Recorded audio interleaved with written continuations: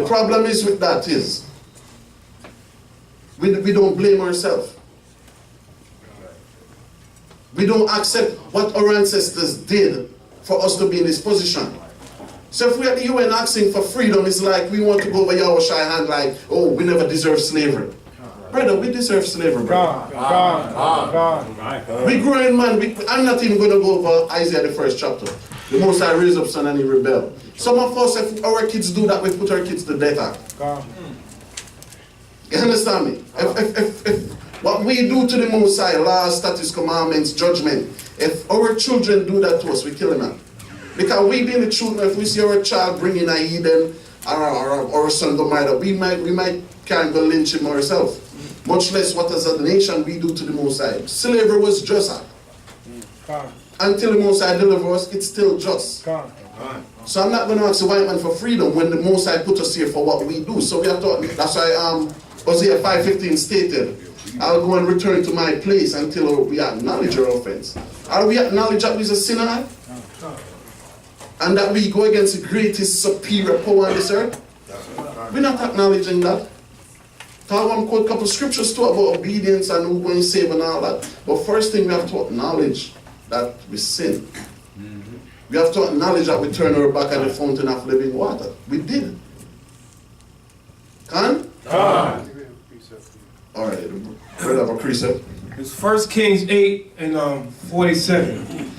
Yet if they shall bethink themselves and land whither they were carried captives, and repent, and make supplication unto thee in the land of them that carried them captives, saying, we have sinned, and have done perversely, we have committed wickedness, and so return unto thee with all their heart, and with all their soul in the land of their enemies, which led them away captive, and pray unto thee toward their land, which thou gavest unto their fathers, the city which thou hast chosen, and the house which I have built for thy name. Then hear thou their prayer and their supplication in heaven, thy dwelling place, and maintain their cause. Hallelujah. Give that scripture a round of applause.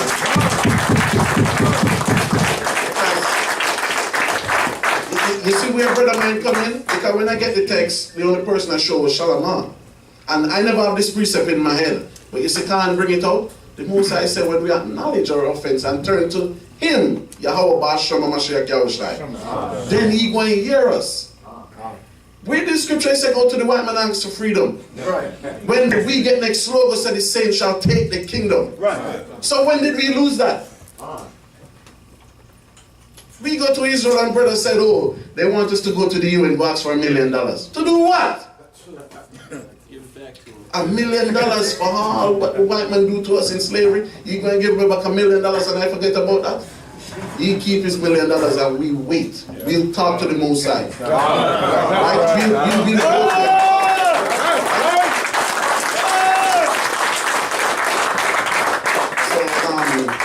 so once I go over my minute, so you cannot go into something on the Masharah Yasharahla security team, right? Go.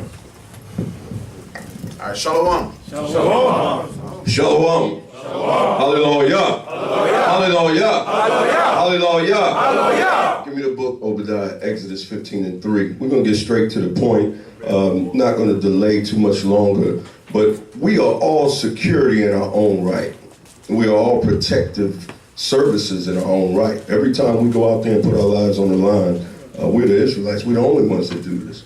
You know, in the name of the truth. Bahasham HaMashiach, Yahweh Shai. We're the only ones. So we're security within our own right. Right now, we're looking for, in particular, looking for 7 men.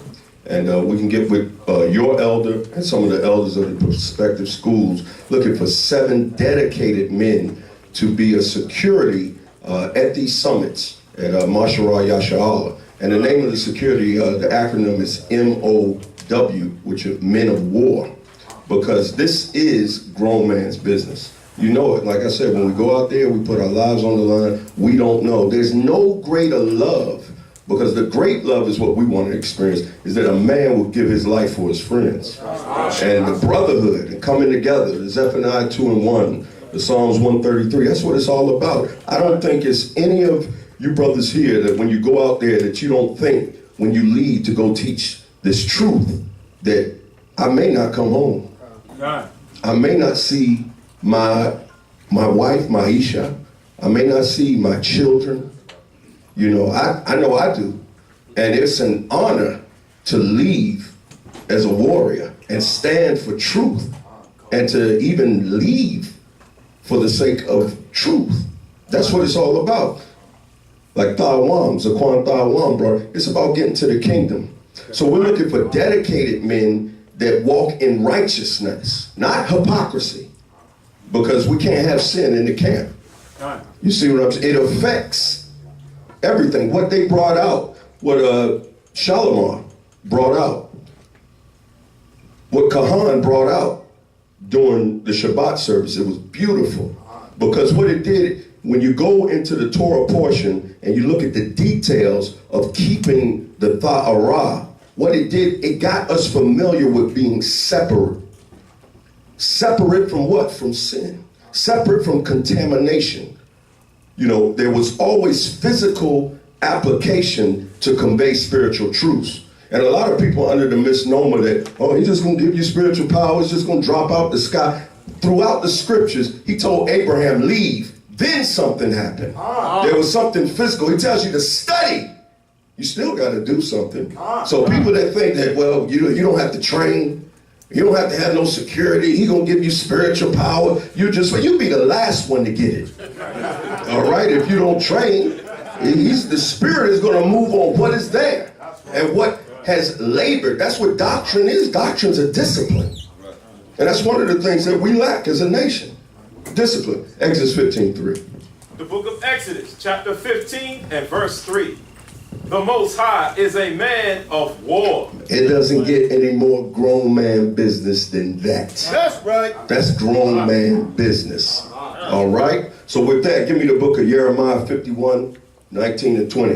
Let me add something to that man of war too. That's why we never ask a white man for freedom. That's right. Because that's our defense is. The Egyptian know it. Right? God. That's right. Absolutely. Prophetically, there is no asking the enemy for deliverance. That's never happened. When we celebrate Passat, I mean, what is that all about? That's the destruction of our enemies. That's what Shabbat is, rest from your enemies. Hallelujah. The book of Jeremiah, chapter 51 and verse 19. The portion of Jacob is not like them, for he is the former of all things, and Israel is the rod of his inheritance. Come on. The Most High of hosts is his name. Thou art my battle axe and weapons of war. He said, thou art my battle axe and weapons of war. So what we want is a security team. Like I said, 7 dedicated men. The army's going forth, brethren. The military is going forth. Protective services is going forth. We're going to defend our nation. That's what Masharah Yasharahla is all about. It's a government established with order, with a discipline. All right? Give me the book of Numbers 31 and 21. Well, finish what you got. Also, like you're saying, a government, a nation is established with a military. You understand that? You need your military established. That's how a nation is established. Plus, with laws, statutes, and commandments of the Most High. That's how it's established. Con? Bring it up. Verse 20. Thou art my battle axe and weapons of war, for with thee will I break in pieces the nations. There it is. I'm not even going to expound on that. Give me the book of Numbers 31 and 21. We get real sensitive when it comes to this issue. But we're killing each other every day as a nation. You know, like I always say, the enemy, he wears blue all day long, and ain't nobody doing nothing. They know. Come on. We see red in their face all day long. Go ahead. Numbers 31, 21. Go ahead. The book of Numbers, chapter 31, verse 21. And Eliezer the priest said unto the men of war. To the what? Men of war. To the what? Men of war. All right. Which went to the battle. This is the ordinance of the law which the Most High commanded Moses. This is an order. All right. This is not optional. This is an order. We're going to establish a boot camp for the young men. Because even as Mathatwa had brought out, one of the things that happened to him, he went to a boot camp. I don't know if you want to expound a little bit on that, but he got some correction in the boot camp. We see they had the Scared Straight program. How much more with the law, statutes, and commandments of the Most High, giving it to the youth now so that they'll be established. So no longer will they be a son of their father, but now they will be sons of the Torah, because they want to know who's your father, and who's your father, who's this boy here? And look at our young men now. No fathers, no guidance, no discipline. Shooting them in the street. All right, fatherless children. Now we have to teach them through the spirit of the fathers returning to the sons, and the sons returning to the fathers, the discipline of the Torah, and now you'll see an established protective service. All right? Give me the book of Judges 20 and 17.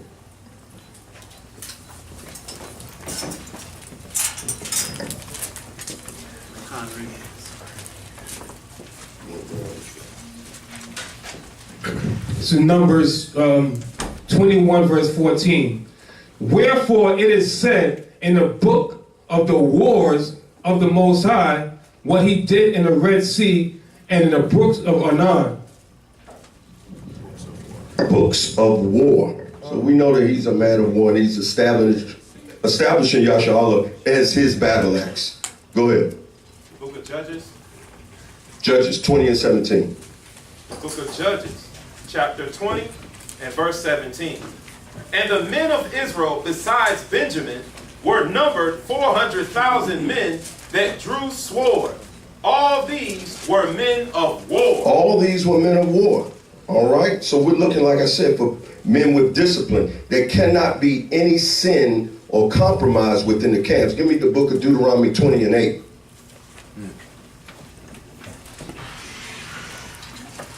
The book of Deuteronomy, chapter 20 and verse 8. Come on. And the officers shall speak further unto the people, and they shall say, what man is there that is fearful and faint-hearted? Stop right there. We don't want everybody. And you know, being fearful and faint-hearted is also being fearful and faint-hearted to keep the laws. If you're not keeping laws, statutes, and commandments and ready to stand on the truth, then we don't want you.